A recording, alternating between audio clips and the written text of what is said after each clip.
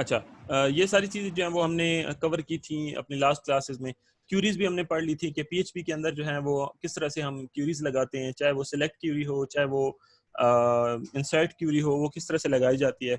किस तरह से आप उसमें पैरामीटर्स को पास करवाते हैं।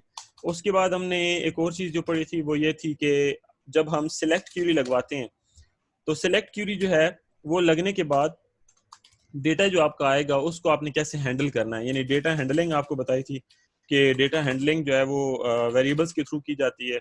यानी कि जितना भी डेटा आएगा वो हमारा किसी न किसी वेरिएबल के अंदर स्टोर होगा, जैसे डॉलर रिजल्ट हो गया। और जो डेटा हमारा स्टोर होगा उसको फिर आगे से जो है वो हम एक कमांड इस्तेमाल करेंगे, माई एस क्यू एल फेच अरे वाली। और उसकी मदद से जो है वो हम डेटा को अलग अलग करके और उसके बाद उसको यूटिलाइज करते हैं। उसके बाद आपको मैंने ये बताया था कि जब आपके पास डेटा जो है वो एक वेरिएबल में पड़ा हो, तो अगर मुख्तलिफ कॉलम्स का डेटा पड़ा हो, तो स्पेसिफिक कॉलम का डेटा जो है वो कैसे अचीव करते हैं।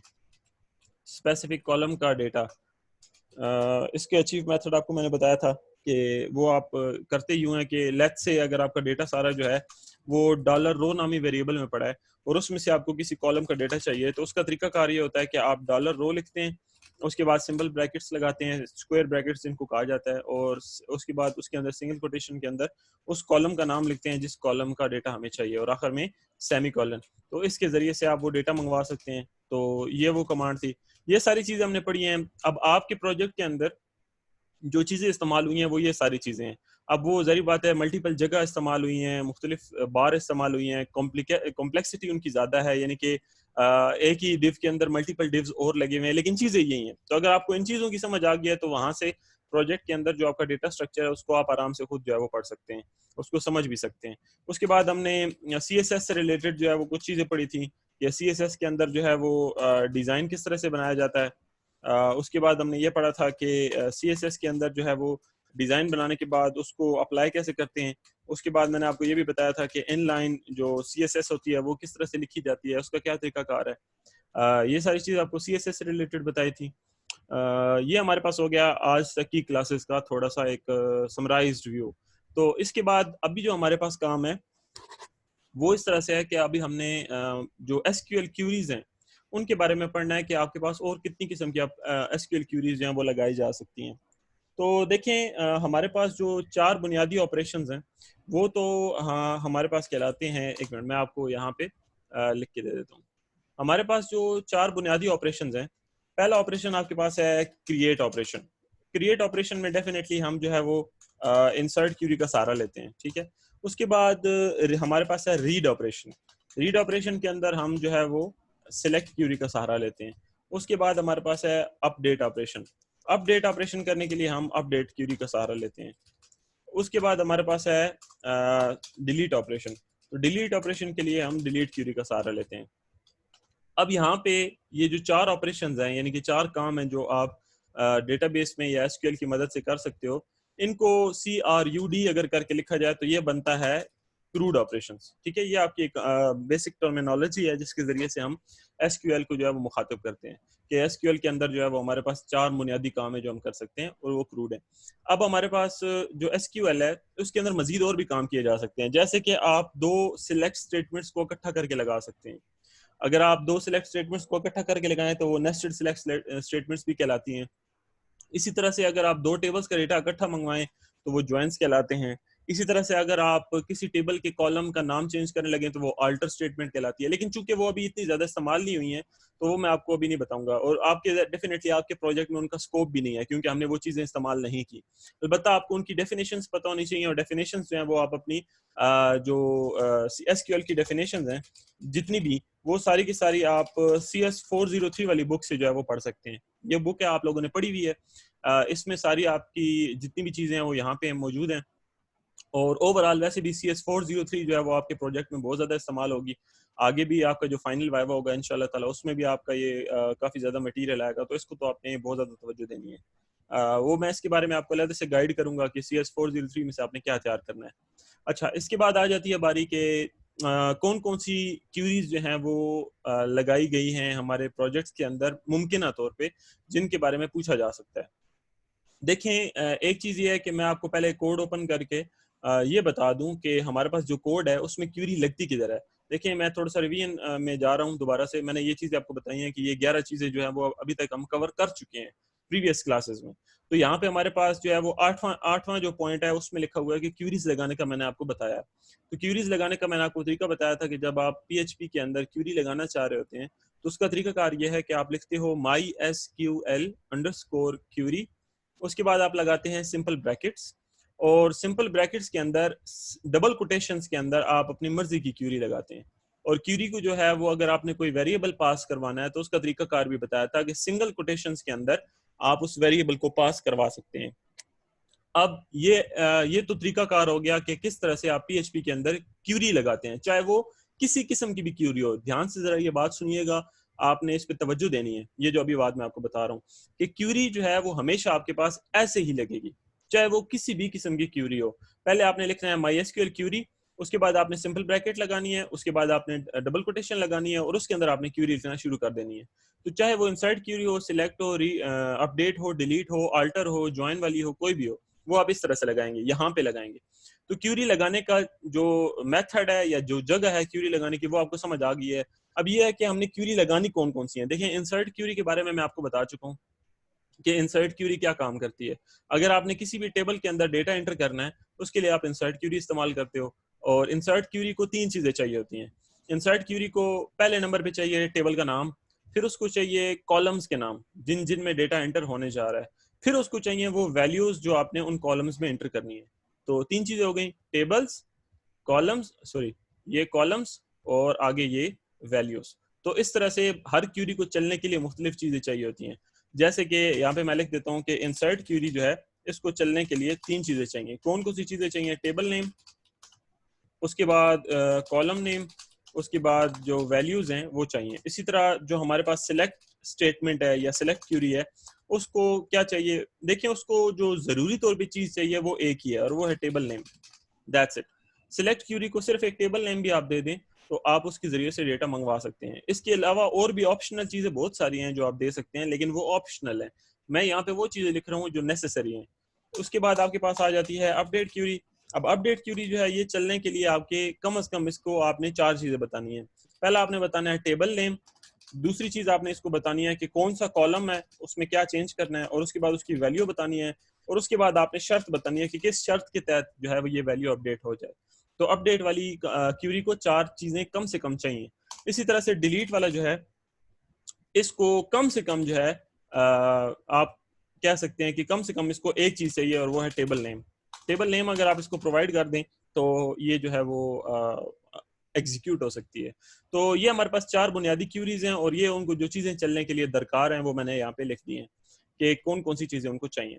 अब हमारे पास आ जाती है बात कि इन 4 बुनियादी क्यूरीज से हटकर भी तो क्यूरीज हैं जो यूज होती हैं या जिनको सुपरवाइजर आपका जो है वो पूछ सकता है। तो वो कौन कौन सी हैं? देखें जो इन 4 क्यूरीज के बाद जो सबसे पहली क्यूरी आती है वो है ज्वाइंस। आपसे सुपरवाइजर ये पूछ सकता है कि ज्वाइन किस तरह से लगाया जाता है। तो ज्वाइन लगाने के लिए हम क्या करते हैं, अपना टेबल ओपन कर लेते हैं। ये हमारे पास एक डेटाबेस है टेस्ट, और इसके अंदर ये 2 टेबल हैं, डमी और टेबल 1। अब डमी के अंदर भी ईमेल आईडी है और टेबल 1 के अंदर ईमेल आईडी नहीं है, लेकिन डमी के अंदर मेरे ख्याल से एड्रेस है। ओके, डमी के अंदर भी एड्रेस है और टेबल 1 के अंदर भी एड्रेस है। तो हम ये करते हैं कि हम एड्रेस की बुनियाद पे सारे यूजर अगर एक जैसे हैं तो उनको हम उठा के लेके आ सकते हैं, यानी किसी भी कॉलम की बुनियाद पे हम उनको इकट्ठा करके लेके आ सकते हैं। ये बेसिकली जॉइंट्स जो होते हैं ये क्यों लगाए जाते हैं या इनका क्या काम है? मैं आपको सादे लफ्जों में ये बता दूं कि जॉइंट जो है वो तब लगाए जाते हैं, या जॉइंट क्यों हम इस्तेमाल करते हैं। जॉइंट्स हम तब लगाते हैं जब हमने डेटा सिलेक्ट करना हो, डेटा सिलेक्शन फ्रॉम 2 टेबल्स। जब हमने ये काम करना हो तो उसके लिए जो है वो हम ज्वाइन लगाते हैं। तो 2 टेबल में से डेटा अगर आपने सिलेक्ट करना है तो डेफिनेटली उसकी कोई ना कोई वो होगी, उसकी कोई ना कोई शर्त होगी, उसकी कोई ना कोई कंडीशन होगी। जैसे आप चाहते हो कि यार इन 2 टेबल्स में से वो तमाम डेटा सिलेक्ट करके ले आए जहाँ पे यूजर का जो एड्रेस है वो पाकिस्तान है, यानी पाकिस्तान से ताल्लुक रखने वाले जितने भी यूजर हैं इन दोनों टेबल्स में से वो ले आए। या इसी तरह से आप कोई और भी चीज शर्त बना के और उसको इस्तेमाल कर सकते हैं। ज्वाइन लगाते कैसे हैं वो मैं आपको बता देता हूँ। क्यूरी अगर आपने डायरेक्टली यहाँ पे सर्वर में क्यूरी लगानी है तो उसका आसान तरीका है, ये एसक्यूएल पे आप क्लिक करें, यहाँ पे आप कोई भी क्यूरी लगा सकते हैं। देखिए यहाँ पे मैं लगाता हूँ select all from table one inner join dummy on table one dot address is equal to dummy dot address where id is equal to 1। अच्छा, ये मैंने अभी एक इनर ज्वाइन लगाया है। मैं इसको कह रहा हूँ, ये आप इस क्यूरी को मैं आपके सामने एक्सप्लेन करूंगा कि मैं इसको क्या कह रहा हूँ। मैं इसको कह रहा हूँ कि टेबल वन से सारा डेटा उठा के ले आओ और उसको ज्वाइन करवा दो डमी वाले टेबल के साथ, यानी दोनों टेबल्स का डेटा इकट्ठा करवा दो। और शर्त क्या है, उसको मैंने दो शर्तें बताई हैं। मैंने उसको पहली शर्त ये बताई है जहां पे पहले टेबल का जो एड्रेस है वो दूसरे टेबल के एड्रेस के साथ मिलता हो, एग्जैक्ट हो, यानी कि डेटा वो दोनों टेबल से उठा के लाना है जिन दोनों के एड्रेस मैच करते हो। और दूसरी शर्त उसको मैंने क्या बताई है कि उसकी आईडी जो है वो 1 होनी चाहिए। ठीक है, ये मैंने उसको बातें बता दी। अब इसको अगर मैं एग्जीक्यूट करता हूं तो मेरे पास आई थिंक सो कोई जवाब भी या कोई रिजल्ट भी नहीं आएगा। अच्छा, पहले तो ये है कि आईडी इसको हटाना पड़ेगा। एक मिनट, आईडी वाला मैं आपको बाद में बताता हूँ। गो पे मैं क्लिक करूंगा तो मेरी क्यूरी चल पड़ी है, लेकिन मुझे जवाब में कोई चीज भी वापस नहीं आई। उसकी वजह यह है कि मेरे पास दोनों टेबल्स में कोई भी एक ऐसी कोई भी डेटा ऐसा मौजूद नहीं है कि जिनका जो एड्रेस है वो सेम हो। जैसे अब मैं फॉर एग्जांपल ये वाला जो क्यूरी है इसको मैं कॉपी कर लेता हूँ ताकि मुझे बाद में ना लिखनी पड़े। डमी वाले टेबल में जाते हैं, यहाँ पे एड्रेस देखते हैं, पाकिस्तान है, टेबल वन है। टेबल वन का जो एड्रेस है वो भी हम देख लेते हैं, वो यहाँ पे ASDF लिखा हुआ है, तो इसको भी हम पाकिस्तान कर देते हैं। अच्छा, यहाँ पे हमने दोनों के एड्रेस पाकिस्तान कर दिए हैं। देखिए अब दोनों के एड्रेस सेम है। अब हम ये क्यूरी लगाते हैं और इनको लगाने के बाद अब हम इसको एग्जीक्यूट करेंगे और फिर हम चेक करते हैं कि हमारे पास डेटा आता है या नहीं। तो ये हमने क्यूरी लगाई ज्वाइन वाली, और उसमें ये देखें कि आपके पास ये डेटा सामने आ गया, क्योंकि अब उसमें एड्रेस चूंकि सेम था इस वजह से उसने हमें डेटा रिटर्न कर दिया। तो इस तरह से आप ज्वाइन जो है वो लगा सकते हैं। इसके अलावा आपको ज्वाइन में और भी मजीद बहुत तरह की चीज़ें आप शामिल कर सकते हो, जिसमें मुख्तलिफ किस्म की और भी कंडीशंस हैं। वो अब जारी बात है, डिपेंड करता है कि आपने किस तरह की कंडीशन लगानी है। तो कंडीशन जो है वो नॉर्मली किस तरह से लगाते हैं, जैसे अगर मैं ये कहना चाहूँ कि जिस ऐसा इसको मैं एडिट करता हूँ, मैं ये कहना चाहता हूँ कि ज्वाइन तो सारा डेटा हो गया, लेकिन वो सारा डेटा मुझे शो करवाएं जहाँ पे जो फ़ोन नंबर है फॉर एग्जांपल वो है ASDF12 231। मैं चाहता हूँ कि मुझे इन दोनों टेबल्स में से डेटा ज्वाइन होने के बाद सिर्फ वो वाला डेटा शो हो जहाँ पे फ़ोन नंबर ये है। तो अगर ये करके इसको मैं गो करता हूँ तो ये मुझे देखें कि वो डेटा शो करवाएगा। मैं इस तरह से करता हूँ कि इस क्यूरी को कॉपी कर लेता हूँ और इन दोनों टेबल्स में कुछ डेटा और भी मैं यहाँ पे ऐड करता हूँ। जैसे यहाँ पे मैंने abc@yahoo.com, इसका एड्रेस जो है वो मैं लिख देता हूँ लेट्स से लाहौर, और कंट्री इसकी मैं लिख देता हूँ पाकिस्तान। ठीक है, इसी तरह से एक और मैं यहाँ पे दूसरे टेबल में टेबल वन के अंदर भी एक और डेटा एंटर करता हूँ। सॉरी 1 सेकेंड, यहाँ पे इंसर्ट किधर गया, इंसर्ट। ओके, यहाँ पे मैं इसको डेटा एंटर करता हूँ। ओके, देखिए अब ये मैंने इंसर्ट क्यूरी यहाँ पे सिर्फ क्लिक किया तो पूरी इंसर्ट क्यूरी उसने मुझे लगी लगाई दे दी है। तो यहाँ पे मैं अपनी मर्जी का कोई भी डेटा एंटर कर सकता हूँ, जैसे ahmed@yahoo.com। यहाँ पे एड्रेस हम दे देते हैं रावलपिंडी, और इसकी जो कंट्री है, इसका जो फ़ोन नंबर है वो हम देते हैं 0300123121। ये करके मैं इसको गो पे क्लिक करता हूँ, डेटा मेरे एंटर हो गया। अब यहाँ पे आप देखें टेबल वन के अंदर भी 2 रोज है हमारे पास, और डमी वाले टेबल के अंदर भी 2 रोज हैं। अब अगर मैं एसक्यूएल में जाके और ये वाली ज्वाइन वाली क्यूरी मैं पोस्ट करता हूँ, तो अब इस ज्वाइन वाली क्यूरीज को अगर मैं गो पे क्लिक करूंगा तो ये देखिए मुझे सिर्फ उसने वही डेटा वापस किया है कि जो इसकी शर्त पे पूरा उतरता है। हालांकि डेटा तो अब मेरे पास 2 बंद हो गया। तो अगर मैं यहाँ पे फोन नंबर चेंज करके 0300123123 करता हूँ और अब मैं गो पे क्लिक करता हूँ, तो सिर्फ उस यूजर का डेटा शो होगा जहाँ पे हमारे पास जो है वो फोन नंबर ये है, लेकिन अब अनफॉर्चुनेटली उसका एड्रेस मैच नहीं कर रहा। तो दोनों शर्तें पूरी होंगी तो आपका ज्वाइन चलेगा। ठीक है, अब जैसे 0300123123 वाला जो डेटा है उसका जो एड्रेस है वो मेरे ख्याल से रावलपिंडी मैंने लिखा है। अगर इसको मैं मिटा के अब दोबारा पाकिस्तान लिख देता हूँ और अब मैं दोबारा से एसक्यूएल जाके और ये सारी कमांड यहाँ पे पेस्ट करके और फ़ोन नंबर लिखता हूँ 0300 123 1231 और अब मैं गो पे क्लिक करता हूँ। 1 सेकेंड, आई थिंक सो यहाँ पे अभी भी एड्रेस का कोई इशू चल रहा है। ओके, यहाँ पे address Pakistan and Pakistan, Pakistan and Pakistan. Okay, यहाँ पे ये लाहौर है, इस वजह से अब चूंकि डमी डेटा है इस वजह से इसमें मुझे एड्रेस सेम रखना पड़ेगा। अदरवाइज जो है वो जारी बात है, एसक्यूएल में आपको अपने हिसाब से आपके पास डेटा होता है तो उसमें फिर आप अपनी मर्जी की क्यूरीज लगा सकते हैं। अच्छा, अभी ये दोबारा फिर भी नहीं शो हो रहा, इसका मतलब ये है कि अब यहाँ पे वो डेटा उसका वो मैच ही नहीं कर रहा। तो अब मैं यहाँ पे देखता हूँ कि इसमें गलती कहाँ पे है। अब 0300 123 123, अब ये पाकिस्तान की स्पेलिंग मैंने गलत लिखी है, देखिए इस वजह से वो डेटा मैच नहीं कर रहा था। तो पाकिस्तान के मैं स्पेलिंग ठीक करता हूँ, उसके बाद जाके एसक्यूएल में मैं दोबारा इसको पेस्ट करता हूँ, नंबर यहाँ पे मैं चेंज कर लेता हूँ और यहाँ पे मैं गो पे क्लिक करूंगा तो उसका डेटा होपफुली यहाँ पे शो हो जाएगा। अब चूंकि बहुत सारे यूजर्स हैं जिनका एड्रेस पाकिस्तान है तो उसने मुझे 2 दफ़ा शो कर दिया और ज्वाइन चूंकि हमने लगाया हुआ था, यानी कि इस टेबल का सारा डेटा इस टेबल वाले सारे डेटा के साथ शो होना है। तो इस टेबल में तो चूंकि इस फोन नंबर वाला एक ही बंदा था, लेकिन अगले टेबल डमी वाले टेबल में पाकिस्तान एड्रेस वाले चूंकि 2 बंदे थे तो उस वजह से उसने मुझे 2 दफ़ा उनका डेटा शो कर दिया। तो इस तरह से ज्वाइन के अंदर जो है वो डेफिनेटली आप अपनी मर्जी की शरायत लगा के और ज्वाइन को इस्तेमाल कर सकते हैं। होप सो कि आपको ज्वाइन की समझ आ गई होगी। इसके अलावा और भी बहुत सारे ज्वाइंस होते हैं, लेकिन चूंकि आपके प्रोजेक्ट के अंदर इतने वो इस्तेमाल नहीं हुए तो इस तरफ मैं ज़्यादा डिटेल में नहीं जाऊंगा फिलहाल। अच्छा, ये तो ज्वाइन की बात हो गई।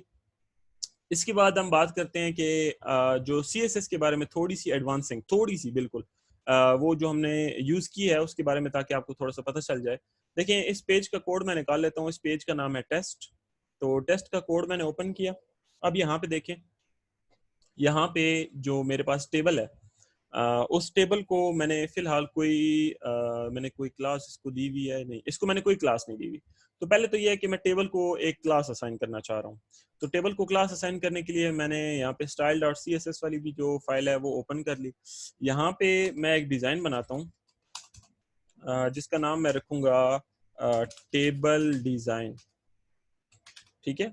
और इसके अंदर मैं यहाँ पे इसको अपनी मर्जी का डिज़ाइन दूंगा, जैसे मैं इसको बताऊंगा बैकग्राउंड माइनस कलर ब्राउन, और इसके बाद मैं उसे बताऊंगा कि बॉर्डर जो है, बॉर्डर रेडियस जो है वो तकरीबन 15 पिक्सल होना चाहिए। और सॉरी, इसी तरह से इसको मैं ये भी बताऊंगा कि तुम्हारा जो बॉर्डर है वो कितना होना चाहिए, वो उसको मैं बताऊंगा कि 1 पिक्सल सॉलिड रेड कलर का। तो ये 3 चीज़ें मैंने बता दी। अब ये मैं टेबल का डिज़ाइन इस पे अप्लाई करना चाह रहा हूँ टेस्ट वाले के अंदर, जो टेबल बना हुआ है, यानी कि ये वाला टेबल, ठीक है। ये जो टेबल है इसके अंदर मैं ये चीज़ें अप्लाई करना चाह रहा हूँ। तो यहाँ पे मैंने ये स्टाइल को हटा के इसकी जगह मैंने क्लास लिखनी है। तो यहाँ पे मैं लिखूंगा क्लास या आईडी, जो भी लिखते हैं। तो ID, let's say ID is equal to table design. ये मैं कंट्रोल S करता हूँ, इधर से जाके इसको रिफ्रेश करूंगा।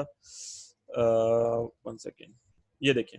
तो अब ये मेरे पास जो है वो उसका जो डेटा है या उसका जो डिज़ाइन है वो चेंज हो चुका है। अब देखिए, इसके कॉर्नर जो है वो रेडियस भी मुड़े हुए हैं और वो सारा कुछ हुआ हुआ है, यानी कि वो डिज़ाइन इस पे अप्लाई हो चुका है। अब अगर मैं चाहता हूँ कि ये जो टेबल है जिसकी आईडी है टेबल डिज़ाइन, यानी इसका जो डिज़ाइन है CSS का वो टेबल डिज़ाइन है, मैं चाहता हूँ कि इस टेबल के अंदर जितने भी आगे से जो खाने हैं उन पे ऑटोमेटिकली जो है वो अप्लाई होती जाए, कोई ना कोई डिज़ाइन ऑटोमेटिकली अप्लाई होता जाए। तो उसके लिए मैं क्या करूँगा, यहाँ पे स्टाइल में जाके और यहाँ पे ये सारा डिज़ाइन मैं कॉपी कर लेता हूँ और इसको मैं पेस्ट करूँगा और यहाँ पे मैं लिखूँगा TD, कि टेबल डिज़ाइन के अंदर जितने भी TD नामी खाने होंगे उन सब का डिज़ाइन क्या करना है। उनका बैकग्राउंड कलर फॉर एग्जांपल मैं चाहता हूँ कि ग्रीन या गोल्ड या इस तरह से कोई भी रख लेते हैं, ग्रीन येलो रख लेते हैं। बॉर्डर रेडियस 15 पिक्सल, ठीक है। और उनका जो बॉर्डर है वो हम रख लेते हैं मिसाल के तौर पे बॉर्डर उनका हम रखेंगे deep sky blue. Okay, control S। अब इसको हम जाके यहाँ पे रिफ्रेश करते हैं। अब ये देखें, तो ये हमारे पास जो है वो टेबल के अंदर मौजूद जितने भी खाने थे उन सब के ऊपर ऑटोमेटिकली डिज़ाइन अप्लाई हो गया है। लेकिन मैंने यहाँ पे उन खानों के अंदर बताते खुद कोई क्लास या कोई आईडी मेंशन नहीं किया है। सिर्फ मैंने ये लिखा है कि टेबल डिजाइन के अंदर जितने भी टीडी नामी ऑब्जेक्ट्स बने हुए हैं उन सब के ऊपर ये डिजाइन अप्लाई हो जाए। और इसी तरह से अगर टीडी के अंदर कोई आगे और भी चीज होती, मिसाल टीडी के अंदर कोई एंकर टैग लगा हुआ होता, तो मैं टीडी स्पेस ए करके एक नया डिजाइन बनाता तो वो उस पर ऑटोमेटिकली अप्लाई हो जाता। तो ये चीजें हमारे पास थोड़ी सी एडवांस समझी जाती हैं सीएसएस के अंदर। खैर इसके अंदर और भी बहुत कुछ है, लेकिन आपके प्रोजेक्ट के हद तक जो चीजें यूज हुई हैं वो मैं आपको बता रहा हूँ। कि एक तो ये तरीका है कि अगर आप किसी भी बड़े ऑब्जेक्ट के अंदर मौजूद छोटे ऑब्जेक्ट पे कोई सीएसएस का कोड लगाना चाहते हो, तो उसका ये तरीका कार है। उसमें ये होगा कि आपको उसके अंदर जाके बजाते खुद क्लास भी नहीं लिखनी पड़ेगी, ऑटोमेटिकली वो उस पर अप्लाई हो जाएगा। ठीक है जी, एक तो ये बात हो गई। दूसरी ये है कि अगर आपके पास जैसे ये फॉर्म है, ठीक है, फॉर्म को हमने यहाँ पे कोई क्लास असाइन नहीं की, तो फॉर्म को हम यहाँ पे कोई, बल्कि ये फॉर्म से ऊपर वाला जो डिव है इसको हमने कोई क्लास असाइन नहीं किया। तो इसको पहले हम कोई क्लास असाइन करते हैं। मिसाल के तौर पे क्लास इज ये सॉरी आईडी इसको असाइन करते हैं। आईडी असाइन करें, इसको हम आईडी असाइन करेंगे मिसाल के तौर पे मेन फॉर्म, और यहाँ पे हम ये डिजाइन बनाते हैं मेन फॉर्म का। तो यहाँ पे हमने हैश मेन फॉर्म और ब्रैकेट स्टार्ट, और यहाँ पे हमने मिसाल के तौर पे इसको ये जितना भी डिजाइन था वो हमने यहाँ पे अप्लाई कर दिया, यानी जितना डिजाइन इसके आगे हमने यहाँ पे लिखा था वो हम कट कर लेते हैं ताकि यहाँ पे हमें इन लाइन में ना लिखना पड़े और सारा कुछ वो हम डिजाइन के अंदर ही लिखें। तो ये हमने यहाँ पे अप्लाई कर दिया। अब अगर मैं ये चाहता हूँ कि ठीक है जी, ये मैंने अप्लाई इस पे किया, कंट्रोल एस किया, इसको सेव करने के बाद यहाँ पे जाके इसको रिफ्रेश किया कि वो इस पे अप्लाई हुआ है कि नहीं हुआ। तो होपफुली वो इस पे अप्लाई हुआ है, चूंकि चेंज हमने नहीं किया इस वजह से हमें शो नहीं होगा। यहाँ पे हम कलर चेंज करके चेक कर लेते हैं। यहाँ पे हम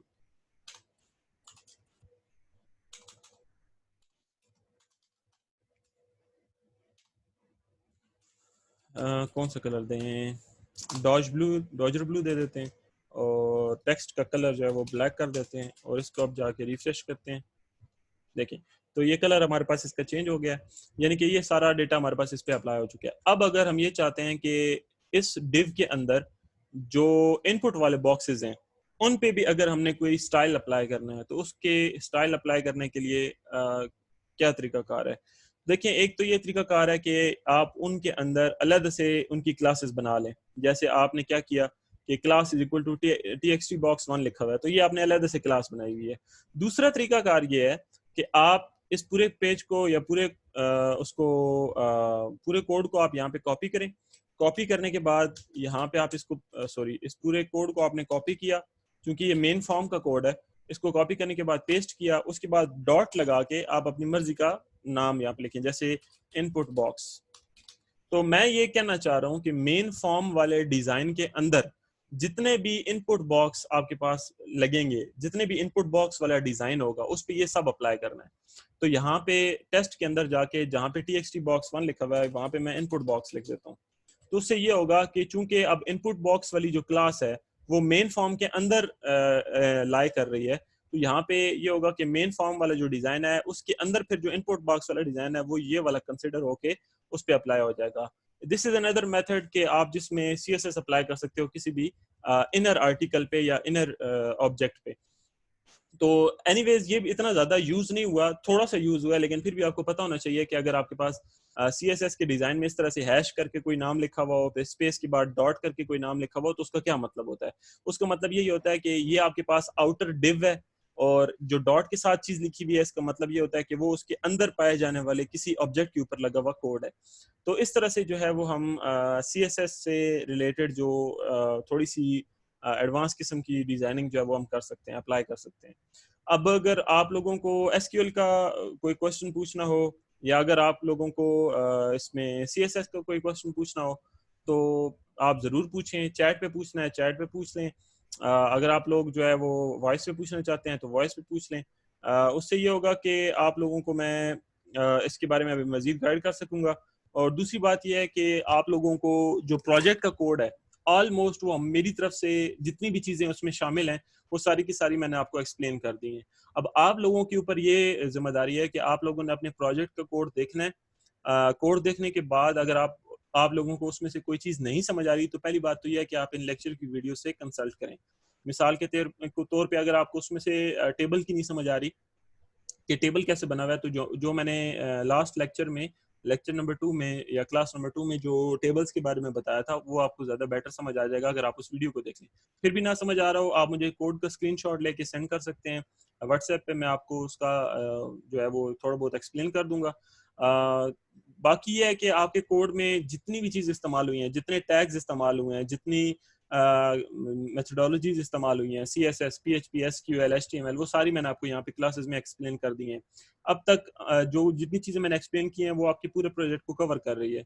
अब अगर आपको इसमें से और कोई क्वेश्चन पूछना है तो आप अभी पूछ लें, अदरवाइज आप लोगों ने कोड अब तैयार करना शुरू कर देना है और जैसे जैसे जिसकी भी वाइवा की डेट आएगी आप लोगों ने मुझे इन्फॉर्म कर देना है, ताकि अगर मजीद कोई एक दो चीज़ें आप लोगों ने पूछनी हो तो आप मुझसे पूछ लें। अदरवाइज ये सारी वो जो चीज़ें हैं वो आपको मैं बता चुका हूँ कि किस तरह से इस्तेमाल होती हैं, किस तरह से लगती हैं। क्वेश्चन अभी आज की क्लास से कोई क्वेश्चन है तो वो भी आप पूछ लें, चैट से पूछना है तो चैट पे पूछ लें।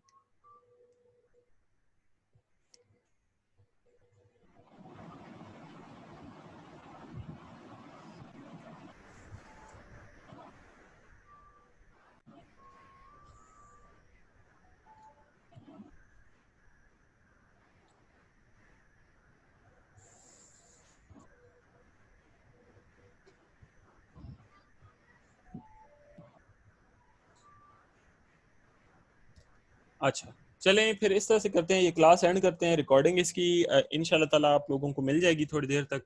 और अच्छा, एक सवाल आया कि नॉर्मली जो क्वेश्चनिंग होगी वो कोड के रिलेटेड होगी।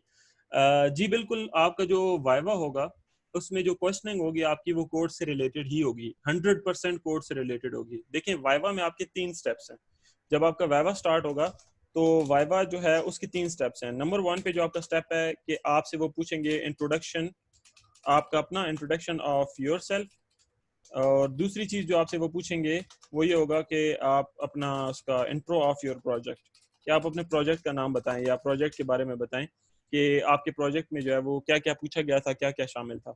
उसके बाद दूसरे नंबर पे ये होगा कि आपको बोला जाएगा कि प्लीज़ रन योर प्रोजेक्ट, कि अपना प्रोजेक्ट जो है उसको रन करके दिखाएं। तो आपने पूरा प्रोजेक्ट अपना रन करके दिखाना है, एक एक चीज़ जो उसमें शामिल है वो आपने परफॉर्म करके दिखानी है। लेट्स से अगर यूजर को रजिस्टर करना है तो वो कैसे करना है, लॉगिन करना है तो वो कैसे करना है, कोई चीज़ ऑर्डर करनी है तो वो कैसे करनी है, कोई रिपोर्ट चेक करनी है तो वो किस तरह से करनी है, वो सारी चीज़ें आप वहाँ पे करोगे। तीसरी चीज़ जो फिर वो करेगा वो आपकी आ जाएगी क्वेश्चनिंग। तो आपसे वो क्वेश्चनिंग करना शुरू कर देंगे। क्वेश्चनिंग किस तरह की होगी, फॉर एग्जांपल आपके पास जो है वो ये पेज ओपन है, लेट्स से ये वाला। तो अगर आपके पास बस ये बना हुआ होता तो वो आपसे पूछता है अच्छा जी ये आप मुझे बताएं कि ये सेव बटन वाला बटन है, इसको दबाने से कौन सा कोड चलेगा। आपसे वो ये क्वेश्चन कर सकता है। तो आपने सबसे पहले तो ये करना है कि इस पेज को ओपन करना है, test.php वाले पेज का कोड आप ओपन करेंगे। इस पेज पे हम आ गए।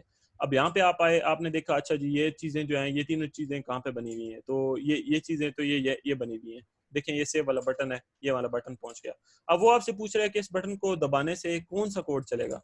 तो आपने फौरन चूंकि देखा कि ये सेव वाला बटन चूंकि एक फॉर्म के अंदर बना हुआ है, तो डेफिनेटली जब फॉर्म के अंदर कोई भी बटन प्रेस होता है तो उसके एक्शन में मौजूद जो कोड होता है वो चलता है। तो आपने उसे फौरन बताना है कि सर ये वाला जो कोड है, सॉरी ये वाला जो बटन है इसको प्रेस करने से इस सफ़े पे हम चले जाएंगे और उस पे जो भी कोड हुआ वो एग्जीक्यूट होगा। फिर आगे से उसकी सवाबदीद पे है कि वो आपसे क्या पूछता है। वो आपसे ये भी कह सकता है कि अच्छा उस पेज का कोड ओपन कर दें। फिर आपने उस पेज का कोड ओपन कर देना है और यहाँ से वो क्वेश्चन करेगा कि ये क्या लिखा हुआ है, इसका क्या मतलब है, ये क्यूरी समझा दें, या ये क्या लिखा हुआ है आपने, ये इस तरह की चीज़ें। अदरवाइज वो आपसे फिर इसी पेज पे दोबारा वापस आके यहाँ से कोई और चीज़ पूछ सकता है। मिसाल के तौर पे वो कहेगा कि जो टेबल आपका बना हुआ है इसका बैकग्राउंड ये आपके पास ब्राउन या रेड कलर पे शो हो रहा है, इसका बैकग्राउंड कुछ और कर दें। तो वो फिर आपने जाके देखना है अपने कोड में test.php के पी पे के आपका जो टेबल है उसको कौन सी क्लास आपने असाइन की हुई है। तो उसको हमने टेबल डिजाइन की क्लास असाइन की है। यहाँ पे हम स्टाइल में जाएंगे, टेबल डिजाइन में जाएंगे, यहाँ पे देखें बैकग्राउंड कलर ब्राउन है तो इसको हम यहाँ पे व्हाइट कर देंगे। जैसे ही व्हाइट करके कंट्रोल एस करेंगे, यहाँ पे आके इसको सेव करेंगे, सॉरी रिफ्रेश करेंगे, तो ये देखें इसका बैकग्राउंड कलर जो है वो व्हाइट हो गया।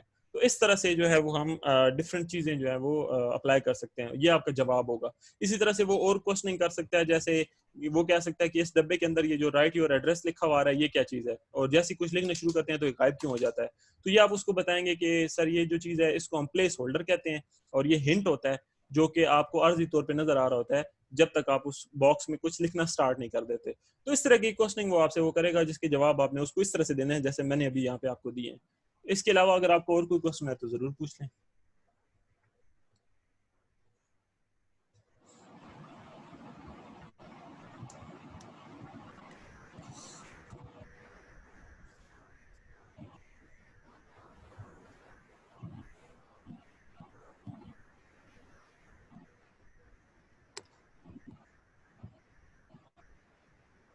अच्छा, जब मैंने ये क्लासेस रखी थी कंबाइन, तो मेरा जो मेन पर्पस था वो ये था कि आप लोग क्लासेस में डिस्कशन करोगे। यानी कि आप लोग ड्यूरिंग क्लास अगर आपको कहीं पे कोई चीज़ जो है वो कंफ्यूज हो रही है, कोई मसला बना रहा है कोड, तो आप लोग वहाँ पे मुझसे पूछोगे, आप लोग खुद से चीज़ें मुझसे डिस्कस करोगे और उसके हिसाब से हम क्लासेस को लेके चलेंगे। क्योंकि अगर इस तरह से क्लास होनी हो जिस तरह से अभी हो रही है, तो इस क्लास का तो कोई फ़ायदा नहीं है। फ़ायदा मेरे हिसाब से नहीं है। वो इस वज़ह से कि मैं तो आपको रिकॉर्डिंग करके वैसे भी सेंड कर सकता हूँ। उसके लिए मुझे स्पेसिफिक टाइम पे आपको बाउंड करना या मुझे बाउंड करना, उसको कोई फ़ायदा नहीं है। तो ये तो जस्ट रिकॉर्डिंग्स हैं। इसका आपको बस ये फ़ायदा होगा कि जो मैंने चीज़ बता दिया बस वो आप उसको समझ लोगे। अदरवाइज़ हम लोगों को जो इस तरह के लाइव सेशंस होते हैं, लाइव सेशंस रखे ही इसलिए जाते हैं ताकि अगर आप उसमें ज़्यादा इंटरैक्ट करें, आप कोड के अंदर इंटरैक्ट करें, आप अपने प्रोजेक्ट को समझने के लिए मुख्तलिफ चीज़ों में इंटरैक्शन करें। जब तक आपकी तरफ से इंटरैक्शन नहीं होगा, मुझे तो नहीं पता कि आप लोगों के माइंड में क्या चल रहा है। मुझे तो यही लग रहा है कि आप लोगों को सारी चीज़ें समझ आती जा रही हैं। तो अगर किसी स्टूडेंट को कोई कंफ्यूजन है, आप लोगों की जिम्मेदारी है, आप लोगों ने पूछना है। आप लोग माशाल्लाह से आप मास्टर्स के स्टूडेंट हो, आप लोगों को ये चीज़ें समझानी नहीं चाहिए मुझे। आप लोगों को खुद पता होना चाहिए कि लाइव सेशंस या लाइव क्लास में किस तरह से जो है वो क्लास के साथ चला जाता है। तो आप लोगों का अपना फ़ायदा है एनीवेज़ उसमें। अच्छा, एक और क्वेश्चन है कि जब हम बटन क्रिएट करते हैं तो उसकी वैल्यू और टाइप सबमिट क्यों बनाते हैं? अच्छा, ये देखिए हमने यहाँ पे एक बटन लगाया हुआ है जिसकी टाइप भी सेव है, वैल्यू भी सेव है। तो ये देखें आपकी अपनी चॉइस है। आप इसको नहीं भी देना, ये इसको हम यहाँ से मिटा देते हैं। ये इसको हमने मिटा दिया, कंट्रोल एस कर दिया। सिर्फ नाम ना आपने उसको दे दिया तो तब भी जो है वो बटन यहाँ पे आपका चलेगा। उसने आपको कुछ नहीं कहना। यहाँ पे आप लिखें, कोई भी चीज़ लिखें, मिसाल के तौर पे ali@gmail.com, एड्रेस मिसाल के तौर पे पाकिस्तान, कंट्री नेम PAK, यहाँ पे इसको हम सेव करते हैं तो ये सेव हो रहा है, उसमें कोई इशू नहीं है। ये जो बटन का कोड आपके पास बीच में जो वैल्यू सबमिट और टाइप सबमिट और ये सारी चीज़ें लिखी जाती हैं, ये आपके पास जब हम एक ही फॉर्म में मल्टीपल बटन्स लगा रहे होते हैं तो फिर आपके पास जब डेटा फॉर्म से आगे ट्रेवल करता है तो वहां पे बटन की बेस पे अगर आपने डेटा को अलग अलग करना हो तो उसके लिए हम यूज करते हैं। लेकिन आपके पास चूंकि फॉर्म में एक ही बटन इस्तेमाल हो रहा है तो आपके लिए ये परेशानी फिलहाल नहीं है। तो आप लोगों को भी फिलहाल इस पे जो है वो टेंशन नहीं लेनी चाहिए। आपका जो फॉर्म के अंदर बटन होगा उसका एक ही बस आपने नाम लाजमी रखना है, एंड दैट्स इट। अच्छा, तो ये क्लास जो है ये अभी हम एंड करते हैं यहाँ पे, और इंशाल्लाह ताला आप लोगों ने अब इसको स्टडी खुद करना है और प्रोजेक्ट से रिलेटेड आप लोगों ने जितना भी कोड है उसको खुद देखना है, चलाना है, बार बार रन करना है। कोई भी चीज़ अगर आप लोगों को नहीं समझ आती, अगेन मैं आपको कह रहा हूँ कि पहले तो आप वीडियो लेक्चर से कंसल्ट करें क्योंकि सारी चीज़ें एक्सप्लेन हो चुकी हैं। अगर फिर भी आपको मसला बनता है तो फिर आप ये करेंगे कि आप उस कोड का स्क्रीनशॉट लेंगे जो आपको नहीं समझ आ रहा, आप मुझे व्हाट्सएप करेंगे, मैं आपको एक्सप्लेन कर दूंगा कि ये क्या चीज़ है, ताकि आप उससे फिर गो थ्रू होके और आगे चल सकें। और इसके अलावा अगर और किसी भी स्टूडेंट को कोई इशू है तो वो काइंडली ज़रूर मुझसे व्हाट्सएप पे पूछ लें और इंशाल्लाह ताला आपसे रब्ता रहेगा। मज़ीद कोई भी बात हुई तो मैं आपको शेयर कर दूंगा। अल्लाह हाफ़िज़।